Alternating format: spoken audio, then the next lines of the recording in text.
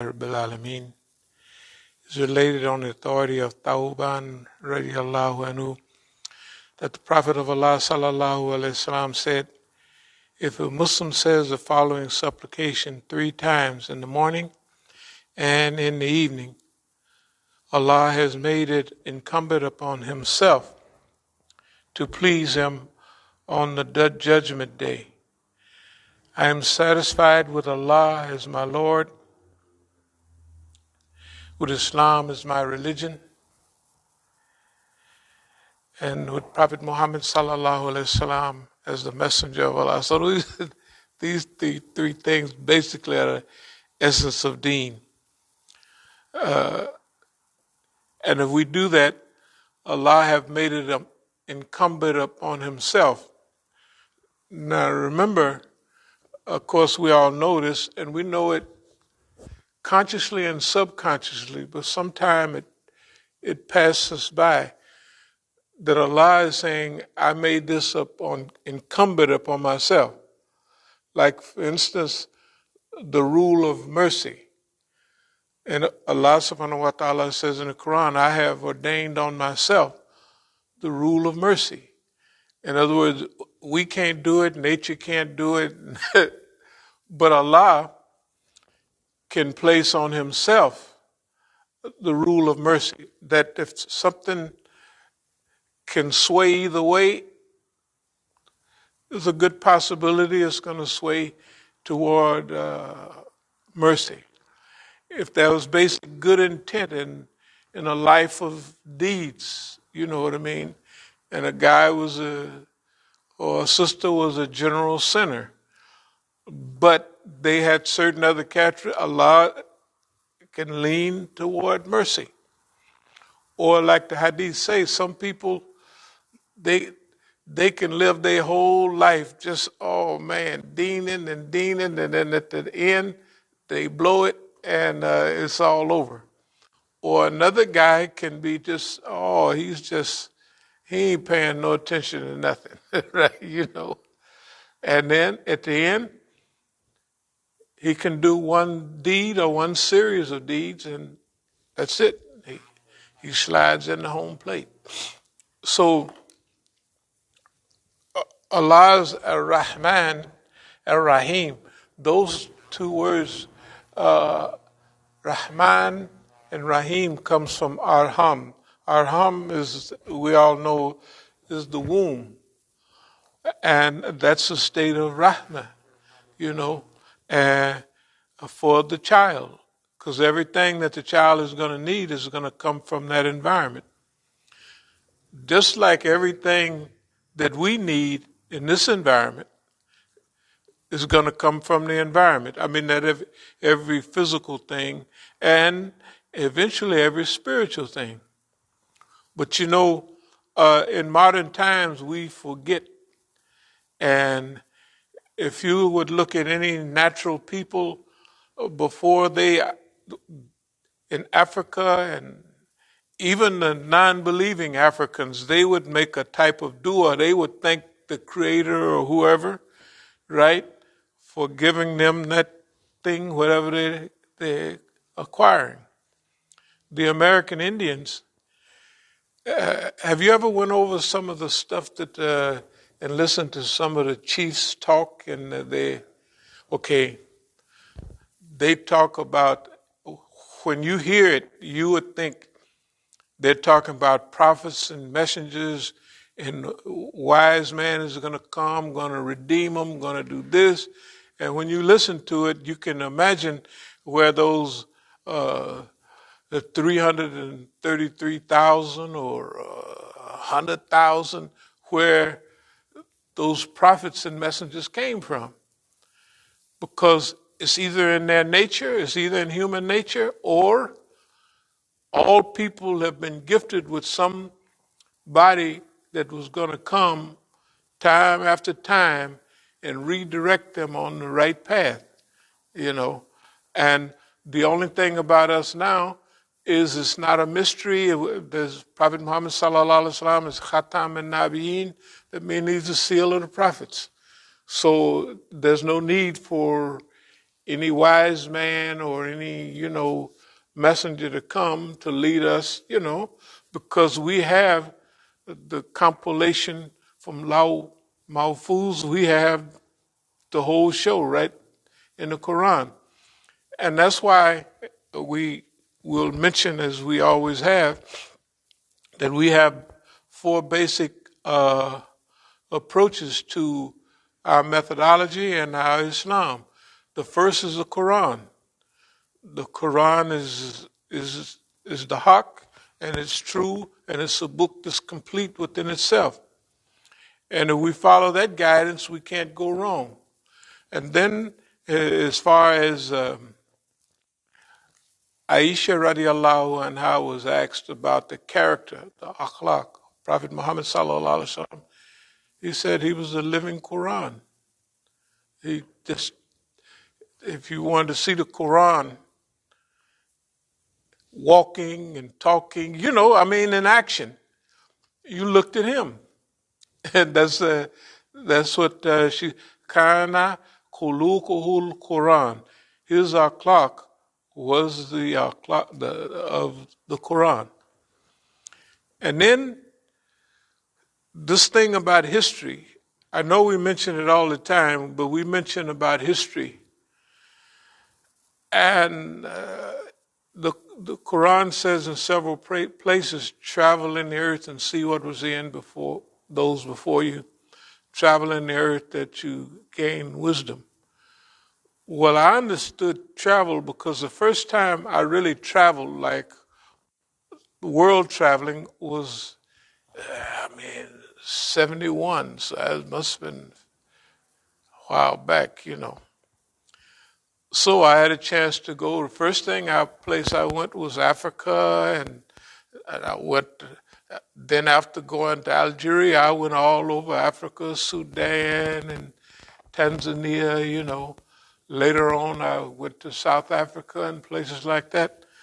But one thing that I realized, that all people had certain rituals, like the rituals of the American Indians. They had rituals that drew them back to reality. For instance, it's in regular history books. You could see that when the Indians over here, they planted that Indian corn with all them spots on it and everything, right? What did they do? They planted a fish with it as a sacrifice. Now, it was a sacrifice, but what did that fish do? It decomposed, and it fed the roots of that plant it just juiced it up. Imagine all of the characteristics of a fish and what it has in it. And what they planted it, for whatever reason they planted it, they sure was in sync with reality.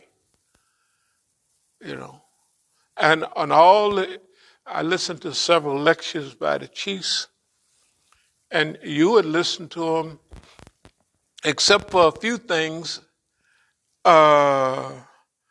They worshiped Wakatanka, the great god, Now all the others, the eagles and all that, those was minor, you know what I mean? Just, that wasn't God, that wasn't Wakatanka, you know what I mean? But they all their names, the eagle eye, and that's because the eagle, no matter how he's flying up, he can see a little rat running around there, and the rat couldn't see him unless the shadow hit him. So it was just, the point I'm making is that all people were grounded in some worship pattern of Allah, whether they knew it or not. And the further back you go, the more, because they knew that this thing is here and it's working real good. You know what I mean? And they had enough sense to know this is not accidental, because it happens every year. So this is not an accident, right? This is so we're satisfied with Allah as God, with Islam as the religion, Because see, all the mysteries, it explains it to us. All the little mysteries, we don't have to go out and figure, is it Wonka Tonka did it or who did it, or, right? We got the guidance. And anybody else, they got the guidance too, because the Injil might have got messed up and redistributed or retranslated, and the same thing with the Old Testament, with the Torah. The Quran came to clarify that. So we're satisfied with Allah as God, with Islam as the religion, and with Prophet Muhammad sallallahu alaihi wasallam as Khatam and Nabiyin. Okay, so now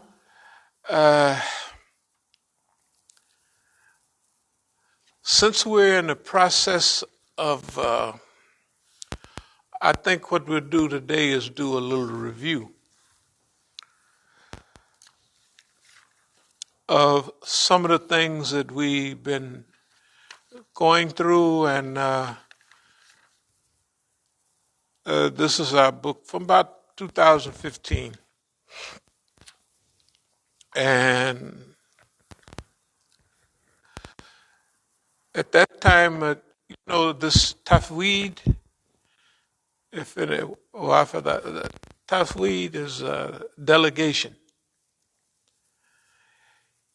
That means that Allah delegated everything, and rida, like we said, radiyallahu anhu, okay, that means to be pleased with, to be accepting of something, pleased with something, or well pleased. So that means that whatever our situation is, if we have really evolved and we have this tafweed as a characteristic, we're thankful and we're satisfied with what Allah has delegated for us. Now, for us, that's not just a passing fancy, because everybody knows, okay, when you first came to D.C., did you pick up by talking to people? Did they give you some wisdom about the masjid or anything? That was in Richmond. Only one person. That was in Richmond that I brought it up. In D.C., no one really. Well, I don't know. I never really talked to too many people. Right. But when you get around, what is the same word now? What's the same word? About Masjid al-Islam. Well, I mean, it's been the same all along. Right. Political, militant, Shia,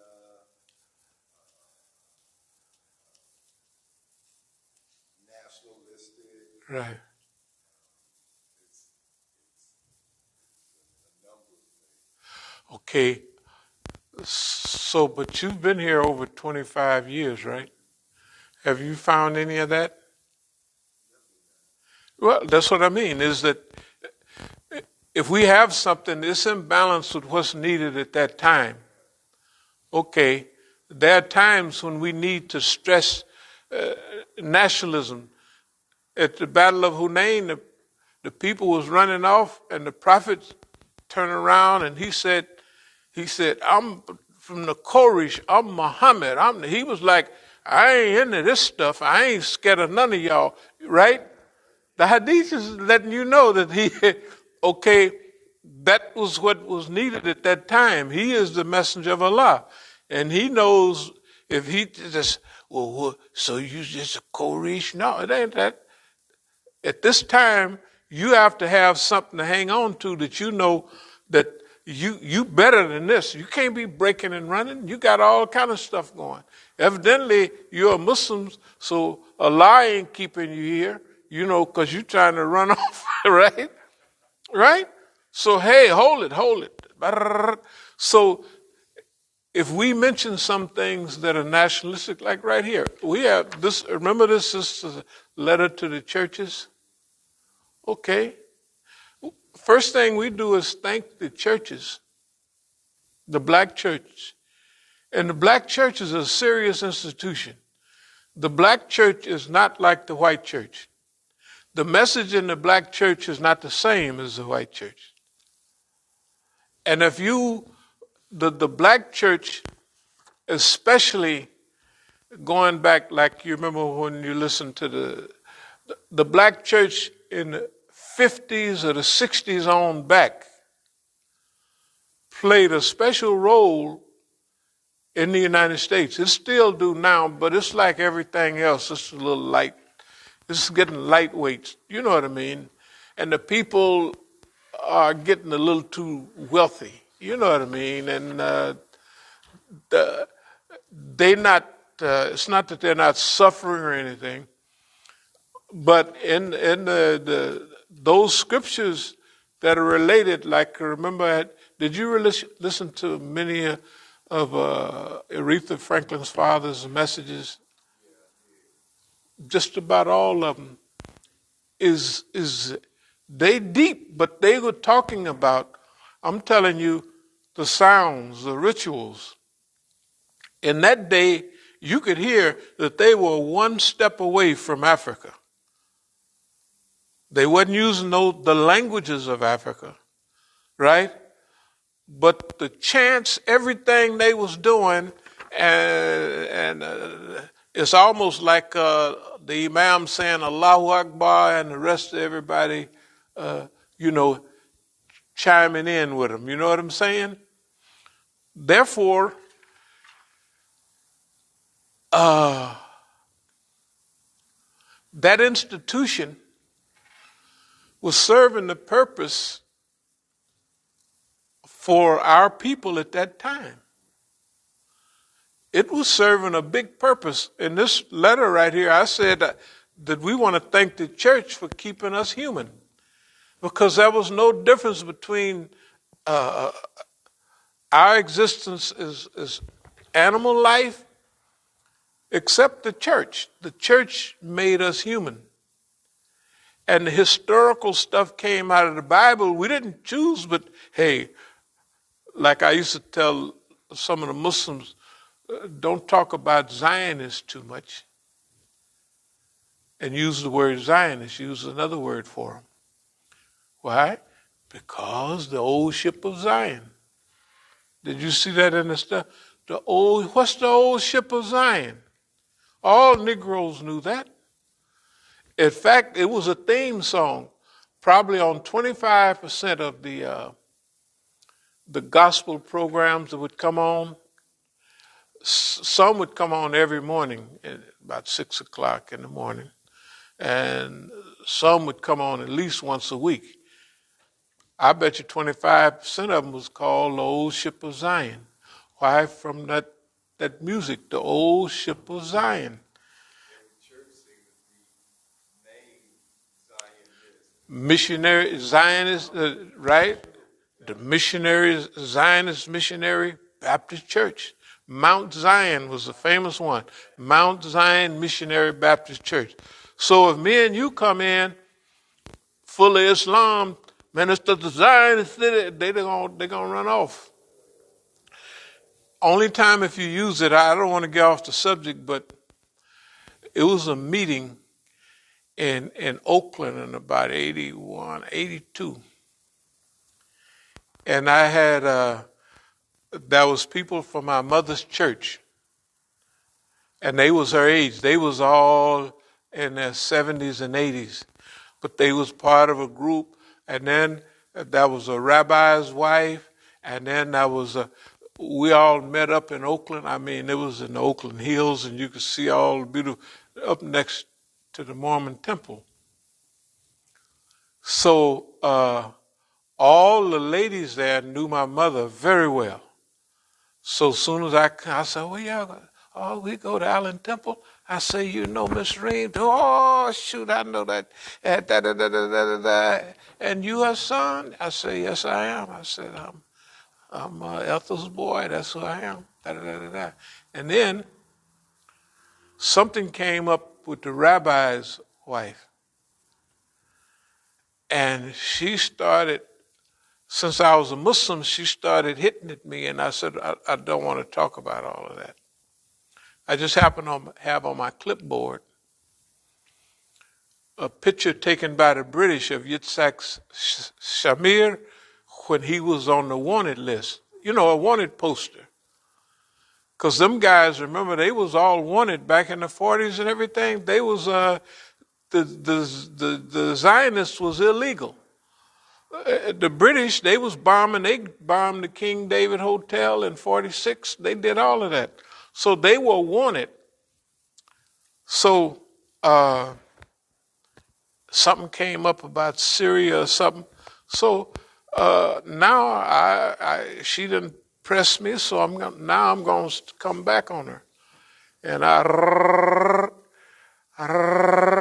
I said, terrorists. I said, what about this? Is Yitzhak Samir? What are you talking about? You know. And I'm telling you, my mama's church, boy, they went back. They said that boy did a good job, and it was the rabbi's wife.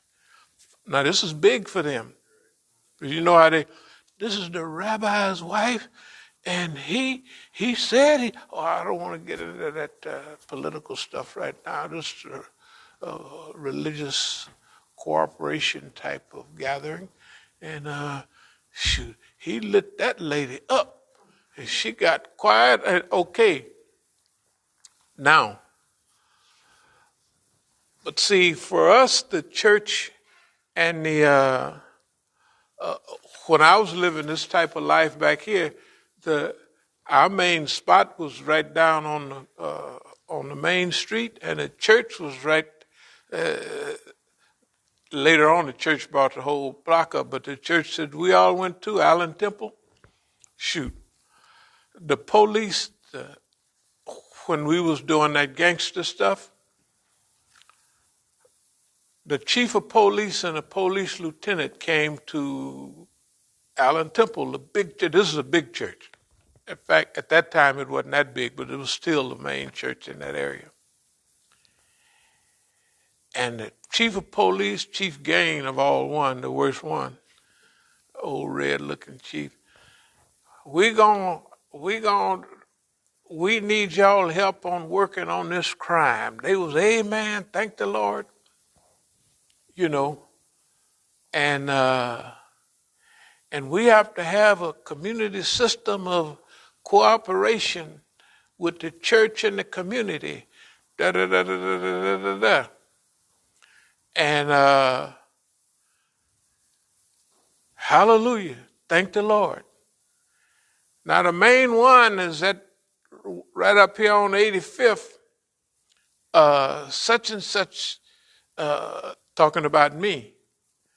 Now all the church remember me. I was a bad little boy that everybody liked, you know, in the church. The whole neighborhood, that's the way it was.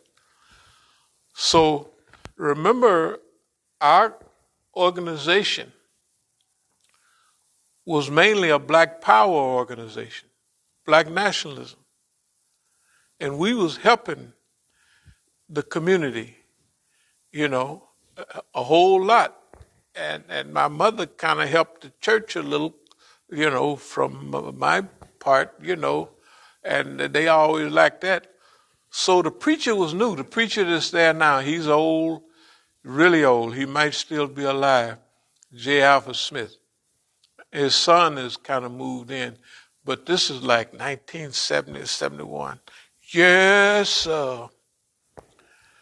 And we want to straighten up this whole area. Now the main one is so-and-so right up the street, and they mentioned my name, and the church got quiet. Now the preacher was new, so he was still, thank the Lord, and going on, carrying on, because he didn't know who they was talking about. But everybody in the church knew. So they got quiet as the church had. They wasn't here. You couldn't hear nothing no more. No, they was quiet. The whole church was quiet, you know, and so later on, they said, Reverend Smith, do you know who they talking about? That boy's whole family. And then we was different than people are nowadays. We had a little house right on the corner of the churches on 85th. And my mother and them used to, an aunt, they would park right there going to church. And we didn't do like, the niggas is, our rule was if you see an old lady, you get their groceries and you walk across the street. I mean, we was really, you can't get on the people's lawn. You can't be out there shooting and making noise. What you're doing is illegal, and you got to you got to help them people. So, shoot, when my mother and my aunt would come to church, we'd stand up right in front of the, what kind of house. How you boys doing? Oh, we doing fine. What y'all up to? Oh, we ain't up to nothing. So that's why you could see that I moved from then and now was cooperation with the church. Cooperation with the church. You know what I mean? Because just like this says, we want to build a community that Moses, Jesus, and Muhammad, peace be upon them all, would be happy with, right? And that's why we put this out here and in Oakland. Okay, other people don't understand that. But that's one of the reasons that very few people have had any inroads into, dealing with Christianity and what have you, because they're not feeling the time, place. Now we can talk about Zionism because the new people don't associate Zionism with what they did. They used to, most of the blacks was pro-Zionist. You know why? Because what they thought, everything they related to, go down Moses, way down in Egypt land, tell old Pharaoh, let my people go. Isn't that right? So they associated 100% with what they called Jews. So if you didn't present that right, you wasn't going to have any black people. Now you can see it all everywhere. Black people, sister cities with Ramallah and other, right? Young black people. But black people in our time was not, they associated Zionism with everything that was good. They associated, so if you roll in, the Zionist people want to give a preacher cannot come and talk about the Zionist menace. I'm sorry, son, I can't, and they going to sing the old ship of Zion, right? They going to start off with that, right? And the old ship of Zion was what? Safety. Ain't no danger in the water, right? Because they're on the old ship of Zion. So everything that was related to black people in that time, the Zionists hijacked it. Maybe they didn't mean to, but they hijacked us right along with it. That's why in the old days, I mean the real old days, many African Americans were pro-Zionist because they were, excuse the expression, they associated things. When they heard Palestine, they thought of Philistines. The Philistines, they wasn't that nice a crew, right? And the Jews was oppressed in Europe, and they went back and they established. That was a great story. They didn't mention like right now they bomb all the water treatment plants and the sludge going into the Mediterranean Sea, then it's seeping into the soil, and all the water is polluted. And the Zionists are out to get rid of Palestinians. The only thing is it ain't working. The Zionists, the Philistines, the Palestinians, they keep multiplying. But the point is time, place, and circumstance, and association. Associating the right thing, the right people at the right time, right? This is the right time. So all this stuff that we laid out years ago, this is really the right time. And so, if we go back to Tafweed delegations, Rida, well pleased. Most people that like us in D.C., they feel sorry for us. They said, oh man, that's cold. And they play along with the thing. You couldn't drag them over here. And they know that everything that's been said is a lie. But all their friends, are going along with it. Everybody's going along with it. And everybody's going along with Saudi Arabia. Everybody's going along with this, right? It's all changing up now. The students, the young people, I was watching a program last night, the young people, it was up in Dearborn. The young people are changing. Their parents was quiet and afraid, and their grandparents that came here during our time. But we didn't have 2 cycles. First of all, the young students that came here, most of them, the grandparents and the parents were immigrants. The children are born here in America. And guess what? They went to American schools. And this stuff about freedom and justice, they said, hold it, you can't do us like that because, the Constitution, and what are you talking about? And if we have to argue about it, we'll argue about it because they kind of got that American oppressed, And Don helped because he put the Muslim ban and he, what I mean? They're just coming of age. So the young people that are Muslim now are not like the young Saudi accepting, fitna absorbing Muslims. The Muslims now know that whatever they are, they're all Muslim, And they're following the hadith. If you say La ilaha illallah, Muhammadan Rasulullah, the extra stuff you do on the side, whether you're Hanafi, Maliki, Sunni, Shia, it don't make no difference to them. You go on campus now, all the kids are praying together. And they're hanging out together. Why? Because they're Muslim. Right? Technically, the rest of the university or the high school consider them they part of the Muslim gang. Right? And even the Muslim boys is not scared as they was. The Muslim boys used to be very cowardly. Over at Dar al-Hijra,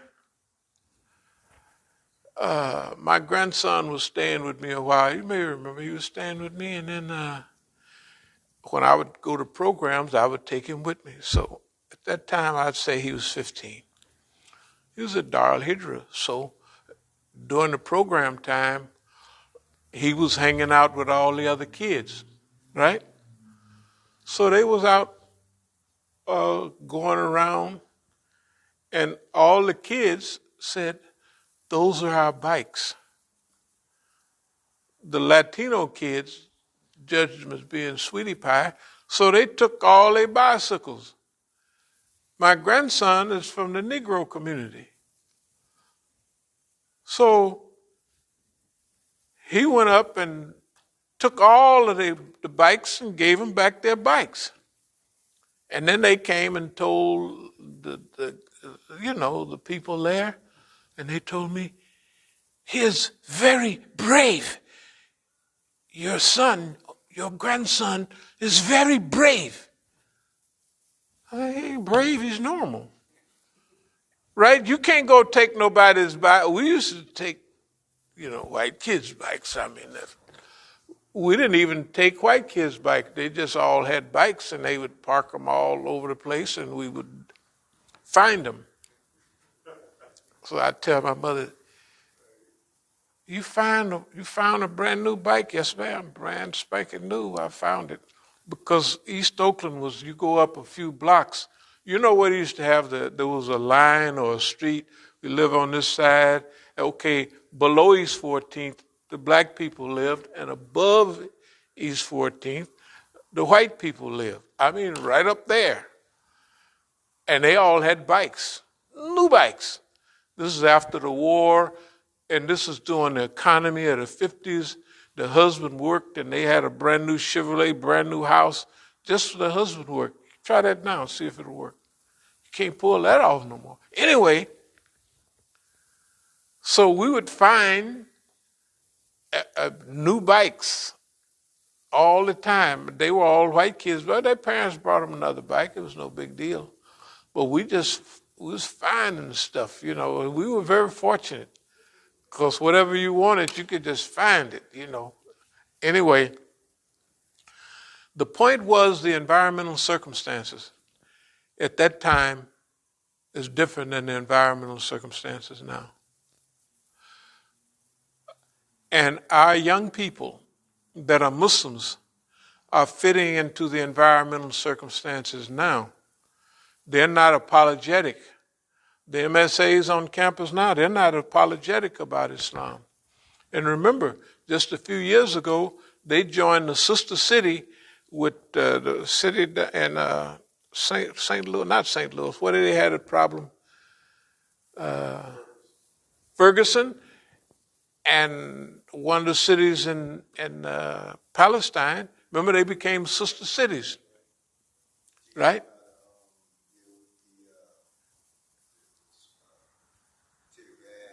Mm-hmm. Look at here. We have a different environment now. That's why our language, if you notice, our language is very inclusive now. It's inclusive because we're living in a period where the struggle is not, the Muslims in America are not going to save America.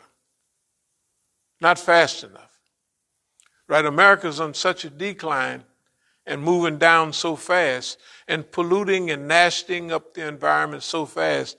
And the Zionists are turning into the number one hater and being hated of people all over the world. They just doing what they want in front of everybody, and it ain't no, you know what I mean, which is good.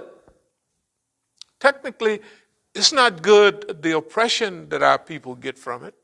It's not good that they leave the water polluted and nasty and the people are getting sick. But if you look at the population, the population in Palestine and amongst the Muslims is outgrowing the Zionists, and immigration is slowing down. And in Israel itself, when you take the Ethiopians that go over there and they getting beat upside the head, well, we're Jews. Yeah, but you niggas, you got to remember, y'all.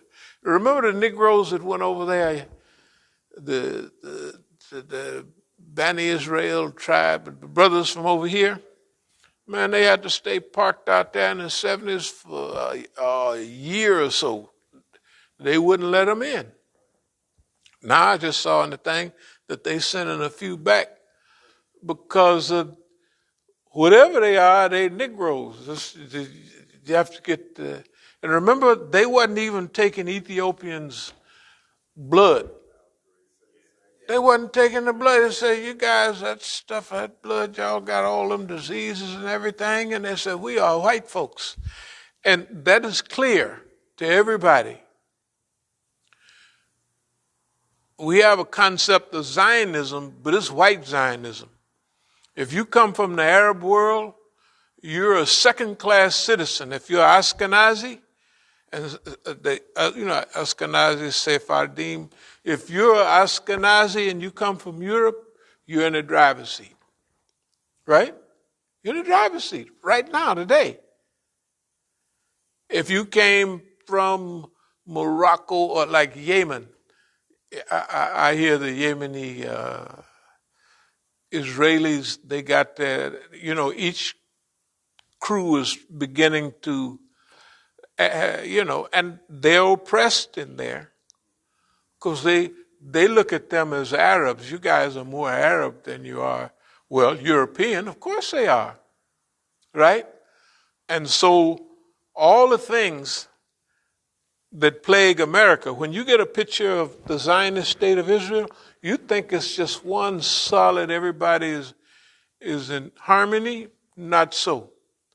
Remember our home folks, man, they going to jail every other day. They hating against the Zionist state. In fact, they don't talk, we don't talk nothing like they do about the Zionists. They call them pork eaters and slime balls. I said, man, I was almost ready to say racist. That's cold-blooded the way. But they hijacked, they stole. They're talking about Zionism is Judaism. Years ago, they said Zionism is not Judaism. But now they're harmonizing Zionism and Judaism. Okay, the real Hebrews, the real Jews don't like that at all. In fact, they hate them. And they're swine eaters. They call it white steak. You go to Jerusalem and you just order white steak. Pork, right? They got a pork on the menu. It don't say khanzir, or it don't say pork. It says white steak. And they be sitting there. I don't know if y'all remember when you used to pop that center of, well, you was born Muslim, right? But a lot of us remember that pork chop, you know what I mean? When you pluck that, shoot. Yeah, they call it white steak. And they got people in Jerusalem going to a hotel ordering white steak, pork. You know what I mean? And the rabbis are going crazy. Anyway, so here we are in America. I want you to think about our mission in America and the time that we're living in. We're not living in a time where we are necessarily pushing for isolation from the American society. We want to cooperate with it, and we want to cooperate with the world, right? And remember, if we were to save all the Muslims, it wouldn't do no good because they're going to drown in the ocean. The ocean would be right up here in 2 more weeks. Well, I mean, not that quick, but right? Or if you're saving them to choke to death, right? In other words, we talked about it before, mizan, wazan. Allah created the whole creation with balance, right? We want to help the world get back in balance. That's why these are old letters 10 years old, that we, passed out. But it let people know very early that the Muslims, the Christians, and the Zionists, we say that we want to make a world where Esau or Jesus or Muhammad sallallahu alaihi wasallam and Musa alayhi salam would all be happy with that world, right? They're all prophets. They're all Anbiya, right? Okay. The perfect laboratory is right here in America. The perfect laboratory for that is right here in America. Because everything in America is headed in our direction. The great America that used to be, it don't exist anymore. Right? If you think of America of a time when it was a lot of racism and it was this and that, but one thing about that period, boy, they had it good materially. And most Americans are materialists, right?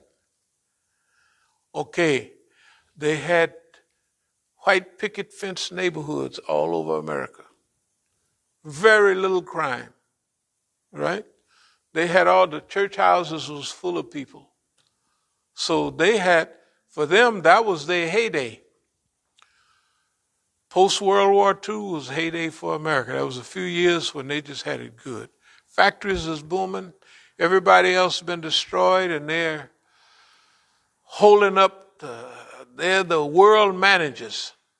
They had the Marshall Plan to help everybody. And then the people that they beat in World War II, they said, we're going to do different in World War I. Instead of charging them for what they did, we're going to help them get up. Why? Because they're natural leaders, right? Germany and Japan was natural leaders, right? So they said, you can't keep them down, so we incorporate them. So they rebuilt Germany, rebuilt Japan, and both of them is rolling right now from way back then, right? Because they're natural leaders. They left China out. Oh, there's a lot of people that had too much work. And then when they brought China on board, China tricked them. Do you know why the Americans are hating China so bad right now? Does anybody have an idea? Why is that? Because the American prosperity that they offered China, China didn't accept it. They accepted the prosperity, but what didn't they accept? Democracy. They didn't accept that. They said they got to rolling about Chinese characteristics, socialism with Chinese characteristics. They said, oh my goodness. And that, when what's the name gave that speech 2-3 years ago, might have been 2017, 18. Boy, look here. That's when they think about it. Before, they were still on a romantic train. It's possible, everything is possible. But when China rejected, no, we're not going to come out. Democracy is not working for you, and it never has worked. So why should we accept something from you that has never worked, and ours is working perfectly? In 40 years, we done jumped out of the poorhouse, and we rolling. And we're going up, and you going down. Right? Oh, they mad. It's too late, though. Okay, now, when you look at the world, I'm not going to be too long. When you look at the world that we're living in. The world that we live in. The problems in ancient times, you could solve them or you didn't have to. But the problems we have now with climate, right? With pollution, with money and economy, you have to solve those problems because the human being cannot exist if those problems are not solved. Right?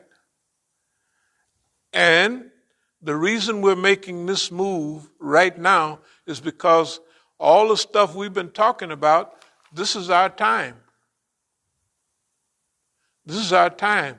The other criminal elements had a few more years to go into their thing. But now everything is laid out clear.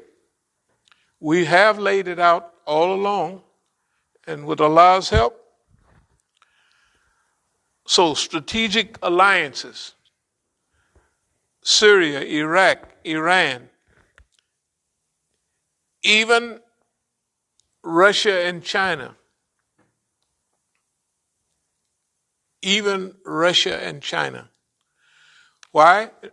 When this was written 2015, or these notes, this come from a time when, the way I have it written here, in 3 weeks, when the Russians started bombing the Fitna people, pop, it was in line. The U.S. was bombing them, hanging out with them for 2 years, and wasn't nothing happening, right? So at that time, they're not the godless commies anymore, or the Reds, you know what I mean? They're allies. And remember, before we couldn't be allies because they was killing Afghanis, right? Okay. The Quran leaves a space for you to have alliances with non-believers if they haven't warred against you and if they haven't backed up nobody to say, well, right now it's been 20 years since they was a godless commies, and now, hey, and everything they're doing supports Muslim behavior. And the other Reds, we used to call them, the white folks, the Chinese Reds. What do they lie about? Oh, in the Chinese area where the Muslims live, they oppress, and the people there are oppressed. The imams are running around with all their imam gear, giving lectures and doing this. It's no. In fact, I get a salary. The government pay. I can, I can hustle on the side because I'm getting hooked up, And it ain't none of that. Only place you find that is in the Western media, right? You can't find it in China, but we got to keep our eye on it. We got to help the Chinese brothers not do like they did in Africa before, like Bossman did, because he's starting to smell himself a little bit, but he still haven't went over the line. He can still be an ally. Anyway, strategic alliances. So now, the other things that has happened right before our eyes is everybody have manifested who they are. Everybody now knows Saudi Arabia is not Qadam al-Haramain. They're not protectors of the two holy shrines. They're selling them out, right? Everybody know that. And the biggest war in the region is the richest Arab country in the world fighting the poorest. And the poorest is winning. Can you imagine what that's doing to them? And just the other day, they made another big move. They made another big move just the other day. Everywhere in the world, things are beginning to head in the Islamic direction. Years ago, it was all heading away from Islam. Islam was bad, Islam, everything, right? But now, that's beginning to change. So, we had all of this out in the public for years, and we had to be out here by ourselves, right? And guess what? You ain't seen nobody sitting up here crying and we're all alone, right? We've been running the same routine. Exactly. Everybody else will see that, and that gives you credibility. And when hard questions come, we seem to have made the right ones. Like if we mention to the people, okay, the societies the Zionists have a certain hold. So the Muslims should participate now, like in the law enforcement forces, prisons guards, police, all that. Why? Because things are getting so bad, the money getting ready to fall, right? Sooner or later, the society is beginning to decompose, destabilize. We want to reach a level of a minimum of 25% of our people working, especially in the police systems, to protect ourselves. The crackpots, right, have been joining up all along. Only thing is, they people are so dumb, the white folks are joining the right? But the reason the killings are so brutal is because of black people is because they're becoming really Zionist orientated. And you could see it everywhere. Look at all the black people, look at all the news earlier this year and last year, all of the news. If it was just regular white folks doing it, they would take it easy, right? And say, hey, just cool it a little bit. Don't shoot too many Negroes right now. Just let them get away with it, whatever. Why they didn't do that? It's because the Zionists, all the people were being killed. Now, the police were taking training from Zionists. Did everybody know that? Okay, we all know that. And the Zionists was teaching them, treat them like Palestinians, where you don't have to, like our stuff in the courts and all that in California, throw it out. So we done tricked them. They hate us so bad that they discard their own law, right? They arrest you in your own place, and you got over and over again, and you got the deed to the property, or you got property and they give it to somebody else, and you own it. They did all of that to us, right? Why? Because that's the way the Zionists do. That's not the way the mean old American police did us. They had to have a reason. They had to set us up, and then they blow you away. It's pretty bad. I mean, I have to give them credit. They did us in a lot of times, but not like today, right? They just, why? Because that's from Ottoman times. So that deed to that property is from Ottoman times. We don't have to respect it, right? And the way the water, the water in Detroit, the water everywhere is bad, right? Why they don't fix it? Because there's Negroes there.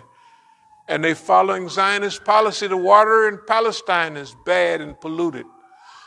America, thankfully, has adopted fully the Zionist policy. That means both of them going out at the same time. Yeah. All of them is going out at the same time. Okay, I done strayed a little and it's getting late, so I'm going to almost just wrap it up. See if anybody remember this. Archivists, documentalists, chroniclers, and historians. This is from years ago. This is what we have been doing, is what we are doing, and is what we were doing. Archivists, that means all of this stuff, this is just one book of stuff that we've been writing. All of it I could read from any page, and it's exactly what was happening at that time and technically what's happening now. So we knew what our job was, that we're going to have to archive. We're going to have the archives. We're going to hold them. The archives of America, the archives of the Zion. Documentation. We're going to document all of this stuff, if not physically, in the minds of people. Right? Chronicle is the same thing. Historians. Those are the 4 words that we had, and others. That's what we had to do. That's the job we chose. We selected everything that we are doing, we selected for ourselves. Nobody forced any of this on us. In fact, most of it that comes from the system, we actually encouraged them to do it. Why? Because at just the right time, all of their criminal stuff will be on the surface for everybody to see. During the old days, they would just say that there's black radicals and they could shoot us up for nothing. Nobody was willing to go through the stuff that we put up with over the last several years. So they just point at us and said, that's what they've been doing. It's illegal. In your law, right? What they're doing with Iran is illegal. You even thinking about atomic energy and you give a fatwa that you're not going to do it, we're going to bomb you anyway. Yeah, we're going to just dismantle your stuff. We're going to go after you, and everybody knows it. Right? That's the way we are. All the Negro leaders and everybody in D.C. and Oakland, all over the United States, every Muslim organization, the top boys knew exactly what they was doing with us. And everybody knew one place you don't go in D.C. is over there. Right? You just don't go there. Don't worry about what it is. And all of them agreed. All of them agreed. And everybody has done exactly everything that's wrong and incomprehensible. It looks like it's getting prayer time or past. So we're going to move toward wrapping up. But I just want to say these one or two things. Remember visualization. And if you want a new world, you have to dream about it. Remember our favorite statement, somewhere over the rainbow, way up high, the land that I heard of once in a lullaby. In other words, stuff we're talking this is a dreamland stuff, right? It's not, if you look at our writings, though, it talks about it in a clear way. But when you think about it, you have to think about it as this is possible. And not, we used to talk about possibility thinking, but now it's necessary thinking. Because the world has been left to these bums. And if we leave it to them a couple of more years, it'll be gone. Right? The only break they got is 2 or 3 days ago. Yesterday and the day before, they had all that rain in California. That must be from our door. Did y'all see all that? And this is too early for rain in California. Because California have 2 seasons, wet season and dry season. The wet season don't come till way up in November and December. January is good for the wet season. February is wonderful, right? Even March is all right. Then, in April, a little bit, then it starts getting dry. And by June and July, it's like a tinderbox. That's why those forest fires out there are so big. Boy, they needed help. Them prayers for people. I mean, all that water, all that snow and the mountains and everything, they've been needing it bad. Okay, so maybe Allah is shining on them. One thing, all that rain, they needed it. And if they get it heavy like they've been getting it for the rest of the year, it might fill up some of them reservoirs. Can you imagine reservoirs going dry? Can you imagine the Colorado River is, what's that big dam? They got 2 big dams. Not Boulder Dam. Boulder Dam is one, that's another place. But on the Colorado River, Lake Mead is Lake Mead is in Nevada, but you know, the water is down, you know where it leaves rings around that water? Man, that thing is dry. They won't have enough water to, they won't have enough water to run that, those turbines and what have you. In other words, climate, social systems, we got to help fix that. And we got to get busy. We was taking it easy all last year on back. oh, we got all the time in the world, but all of a sudden, we're not in a panic, but we said we got to get busy now. That's where we are. The busyness now is not pointing it out. Now it's time to unify with people, and it happened at the right time because everybody now sees that we have to solve these problems.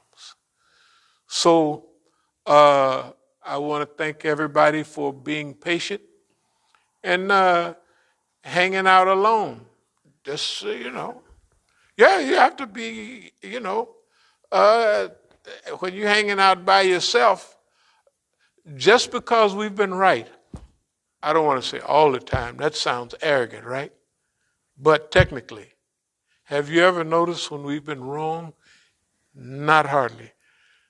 Every forecast, every prediction about the world and about inside the United States and about religion, about deen, has come or is coming true or re-coming true over and over again. So, and I'll close by saying this. For y'all, it might have been difficult. For me, it's never been difficult. This is not a difficult period because I was raised for the job. In the little prisons, they used to take me to the hole all the time, isolation. When I traveled overseas, I was alone most of the time. So it was training for this. So, well, we ain't going to talk to you. So what? Goodbye. You know? But that was necessary. That we had to stay in that position till they come around, not we come around. Till they come around. Not if we was wrong, we'd have to come around and change. But since we haven't been wrong, hey, let me just say one or two more things. So, archivist, documentalist, chronicler, historian. The other thing about you have to be able to dream big.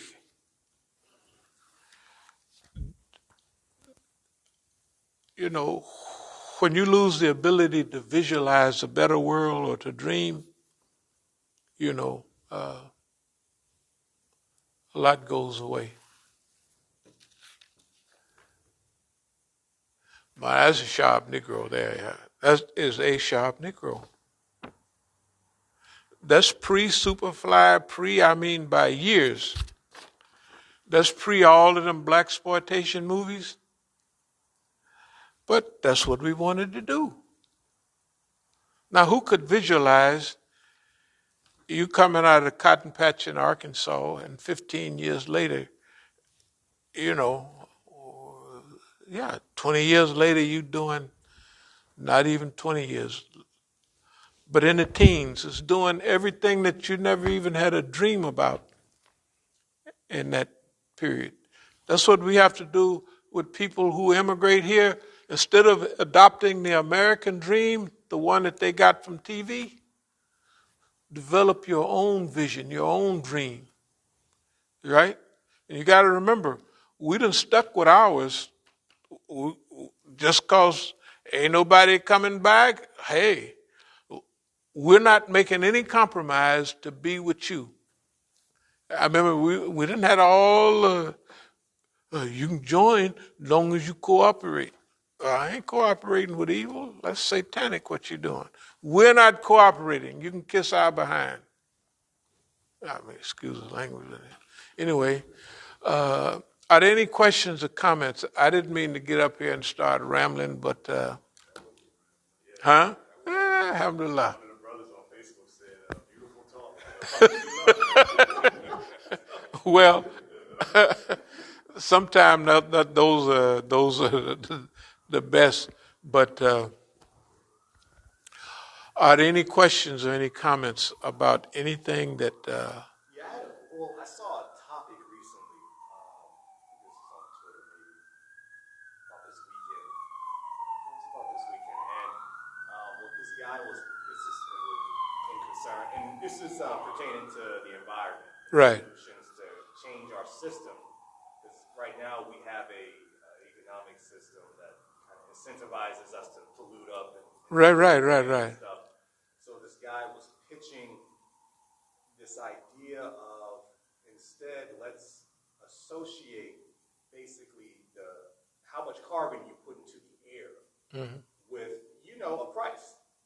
Right, they've been doing, yeah. Basically kind of barter and trade off of the carbon amount that we put in the air. That's our new monetary system. Right. And I wanted to get your thoughts on that and some of the things we have to look out for when, we're talking about it's an economic revolution, when you make that type of shift. Okay. The world shift, the way we see it, has to be kind of like this. Remember, we talked years ago about it's going to take a 15 or 20-year recovery period. Earth recovery, earth rejuvenation.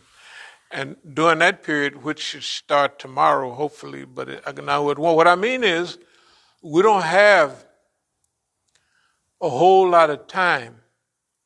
We always use the term about beyond the turn of no return. We use like if you're going to Europe and you go out 1,600 miles, this is 3,000 miles.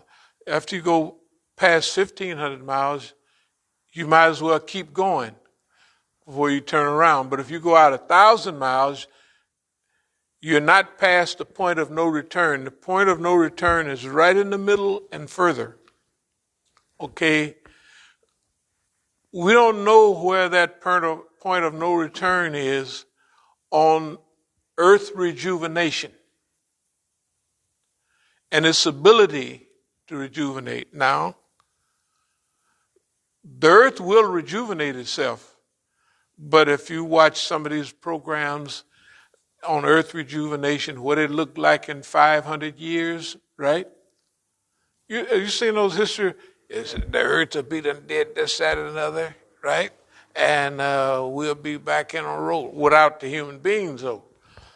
That's without homeboy around to mess things up, but the population would be so small. Okay, we want to participate in this global rejuvenation right now in our time. That's going to take a whole new adjustment of thinking, how you approach things, right? How you see things. What artificial intelligence? Well, why we need to have artificial intelligence when we ain't got no sense ourselves? The artificial intelligence ain't going to have more sense than we got, right? It ain't going to have more sense than we got, so hey, G-I-G-O, garbage in, garbage out, man. Okay. Whatever the problems he have, he going to put them into his robot. He can't help it. It's just natural. All right. So this period in which we live, let's call it a 15, 20-year period of global cleanup. And we have to suspend the systems that we have right now. Because the systems that we have would prevent you doing anything. You can't say to the U.S., you got to slow your production down to, first of all, let's use up everything we have. How many decades would it take for us to use up the stuff we got now, right now, except for new crops? You open our cupboard, we got 50,000 pans in there, right? So they don't need no new pans. You go down the street, the car lots, they got cars on there that unbelievable. You don't need no new cars, right? We can go decades. If we went through the whole of World War II with no new cars, they stopped making new cars after the Pearl Harbor was bombed. And they didn't have, that was 1941. They don't make they got a few, 42s, 43s, 44s. The first thing, new cars came out in 46. They used what they had then, can you imagine? And they turned it all to war industry. We have to do things like that to focus on the earth and humanity, the quality of life over quantity. Are people committing suicide more now, or was they in the past? They're committing suicide. Why are people, everybody want to, bam, no reason. Huh? And they got even Negroes committing suicide. Man, a Negro was so busy trying to stay alive, white folks chasing him around the block. I'd never even heard of a Negro in my day committing suicide. Because the nigga too busy trying to stay alive. Everybody out to get him. He might have been a little paranoid, but it was justified. Negroes didn't commit suicide. They was too busy trying to stay alive, right? So they was happy. Any little life they got, they was happy with it. Okay, the point is this. About the question and about us as a community, we said years ago that we want to play a part in the global redevelopment system, the whole system. That's our part. We don't want anything out of it. And the whole thing, too, is the moral and the ethics to do that. Now, remember, very few, let's call them white folks or Negroes, have the ethics where they're going to put their ethics before materialism, right? Well, how are we going to clean up this if we can't produce anything else? That's the question. Right, of course it's the question. Move those people to hey guys, we need new systems. So that means that you have to Stop. Okay, look, we could stop right now and we could cruise for 15 to 20 years with what we got. They're taking new cars almost to the junkyard and crushing them, right? So we don't need any new cars. We don't need any new anything. We need food. And we need some of those things we need to reorganize the society, to replant the whole forest, to redirect water in China where it goes and fill up those deserts. You see what I mean? And reclaim those, right? Because they only use, they use 40% of the land in China. It's a line go right down, and the other they don't use with all them people, and they still on the roll, right? So they got all of that desert. They got the Gobi. They got all of that stuff that's deteriorating. So you have to refocus, reorganize. Same thing with Yemen and all those places. The mountains in Yemen, you have to save that water and redirect it, right? If you don't redirect it, let it go down in the ground and rebuild up those, redirect the water. In India, the wells are going dry everywhere. Not only in America, the wells are going dry, but in India, they get going dry because they pumping water. And this is not new. This has been going on, for decades. So our part in this is to help to show ways that this can be done. And I believe that's our job. And that's why all of these letters, Moses, Muhammad, and Jesus would be proud of us, right? These things are 10, 15 years old, right? That's what we've been preparing for this time all the time. There's no big surprises. All the stuff that happened. That's why we've been just kicking back. We've been waiting on this time. Okay, are there any more questions or comments? One more. Brother wants to know, what does Zionism have to do with environmentalists? I guess he's trying to be funny, I guess. What does Zionists have to do with the environment? All the problems that you have, the Zionists are behind it, right? Right. So, what does the Zionists have to do with the climate and the weather?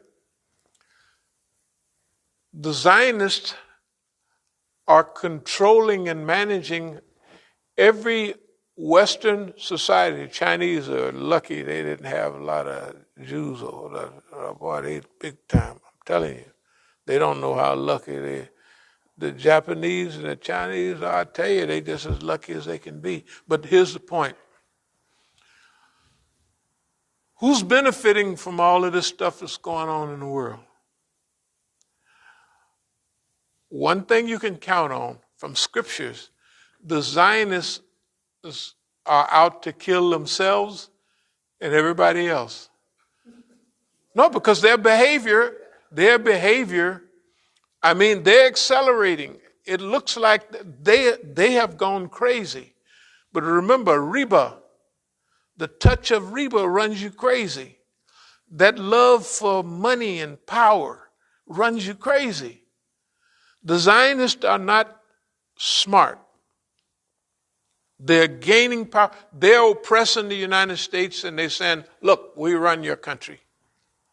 It ain't no secret now, right?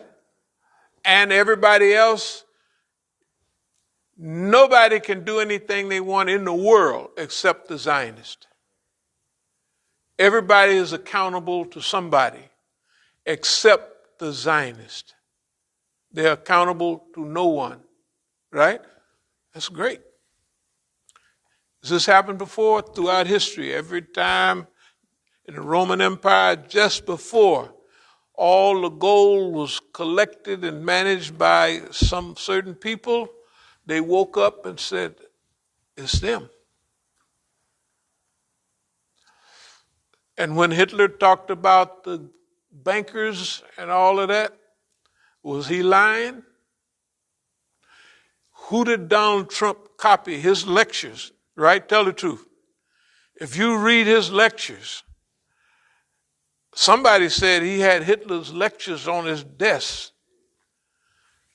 That's what he had his lectures, right? By his bedside. You know why I know? Because I could hear it. I said, I didn't heard that before. That's why we called it Hitlerism right away. And Hitler, his homeboys was Henry Ford, right? See, those capitalists and those people like that, they don't care nothing about me and you. They don't care nothing. And so Adolf Hitler was great friends with the Bushes. They were all, the Bushes, Zeke Heil, because of money. The carburetor that went into the to the Zionist, the German best truck transportation came from Detroit, the whole prototype, all of it. It's not those people, their beliefs is what unite them. Zionism unites a certain small group of people, and everybody outside of that small circle are to be used and manipulated, including other Jews. So the Zionists is such a small group that they use other Jews. Here the Jews in Ethiopia have been there 2,500 years and they the original Jews, right? Ain't nobody hold on to it. And they said, you can't come here. Your blood ain't halal. Ain't nobody taking y'all's blood. Y'all's blood's probably got all kind of cooties and everything in it. We don't want you over here. And they beat them upside the head just like they do Negroes right today, right? Right? because they're not a part of. They had something in the paper today about some young girl, black girls. They're gonna send them back over here or something from Israel. They are they part of that old crew that went over in the 70s. Here's the point. The shaitan is in control of world events, but the good people are having a chance. It's the same old story, nothing new. Good and evil, right and wrong, that's what it is. And the old thing like Flip Wilson used to say it, the devil made me do it. But go somewhere now and tell people there's the shaitan. Well, where's he at? He's all around. He's in you and it's floating around. Well, I don't believe nothing like that. Right? But that's the problem. That is the problem. The shaitan is managing world events. So we're in the same war we've always been in. That's why the Quran is giving the guidance. We're not looking for no guidance anymore. It's in the Quran. Islam Medina, Islam the way of life, right? Okay. I know I didn't answer the question, but You did actually. At the beginning you did. okay. So we're gonna أقول قولي هذا